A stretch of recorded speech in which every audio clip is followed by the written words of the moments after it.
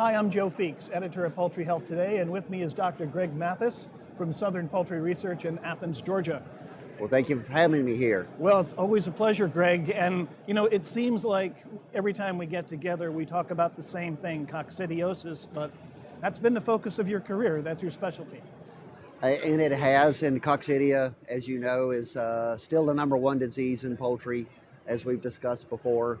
But the thing that we really want to think about is that we're in some ways falling behind from the width we were in the 50s and 60s and 70s when Coban was first introduced in the 70s, that we now have a very limited amount of anticoccidial drugs.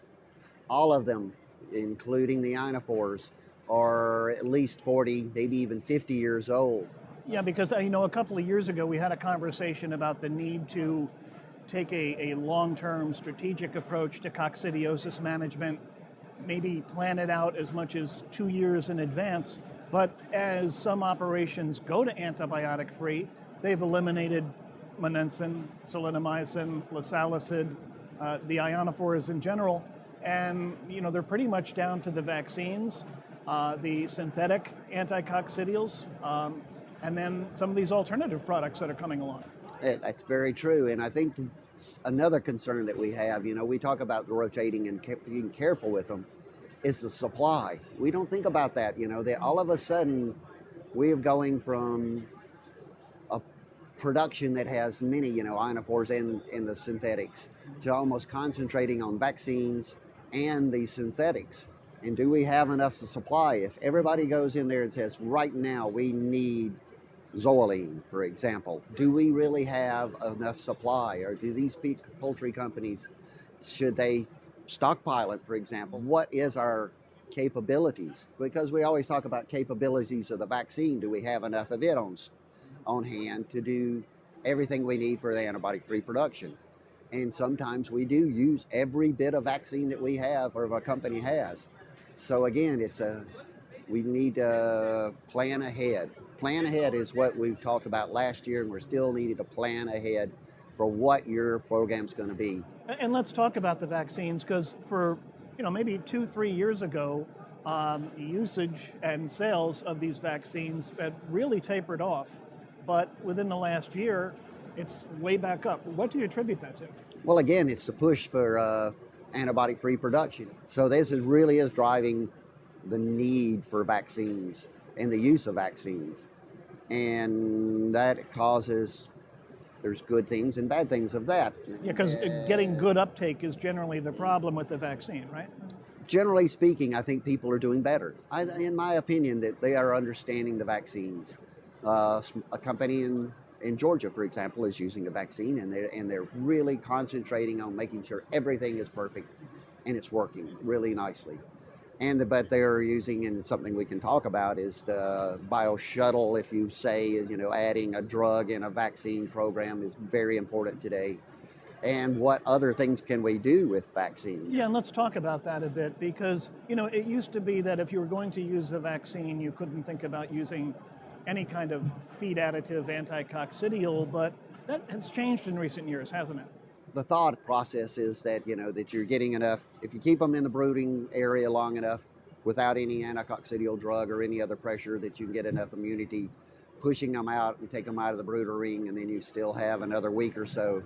Then you come in with the whatever product it is, if it's even a natural alternative type product or even an anticoccidial drug or an ionophore, which of course wouldn't eliminate the antibiotic-free production, but Zoeline, for example, you could use. And so we're allowing immunity to develop long enough. We're coming back in and reducing the coccidia. Now, you've been also looking at some alternative products, not antibiotics, not vaccines. Are you finding anything that has potential and something that is consistent in the field?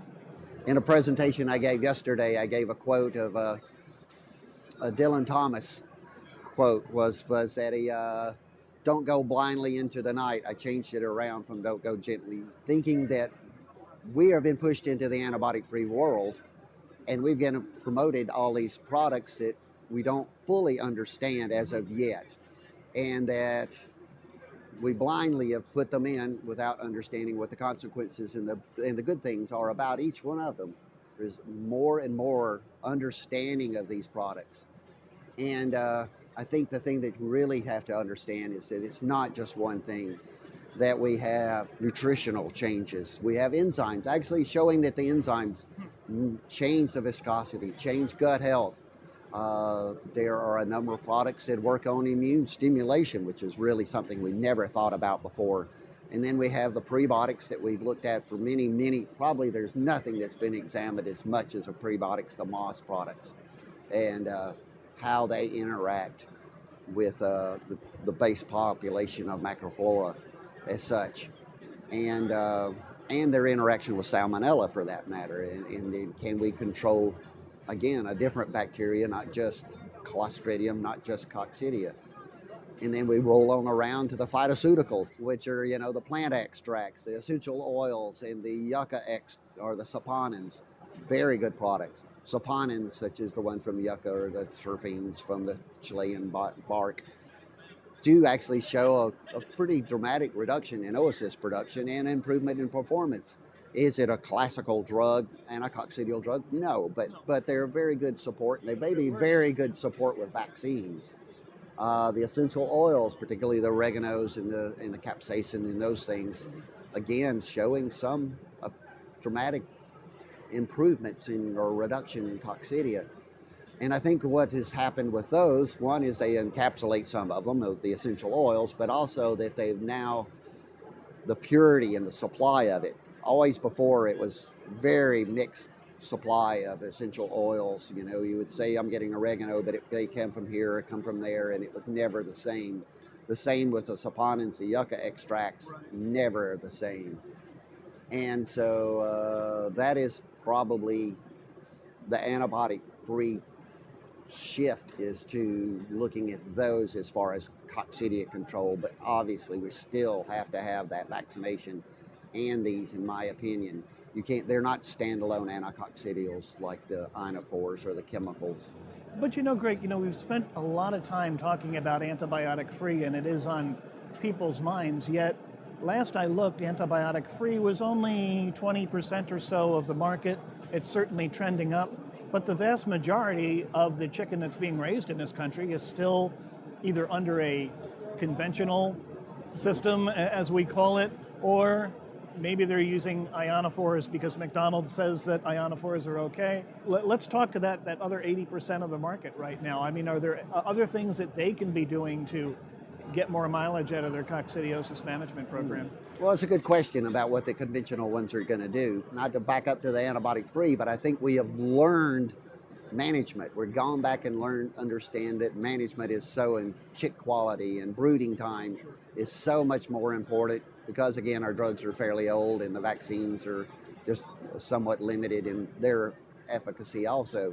Just because we're paying more attention, we're doing better with the conventional. Obviously, much to talk about with coccidiosis. We can't possibly fit it all in today, but Greg, I want to thank you for joining us.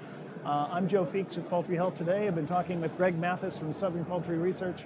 And Greg, thank you again for giving us your take on all of these coccidiosis options. And we can talk some more next time. You bet.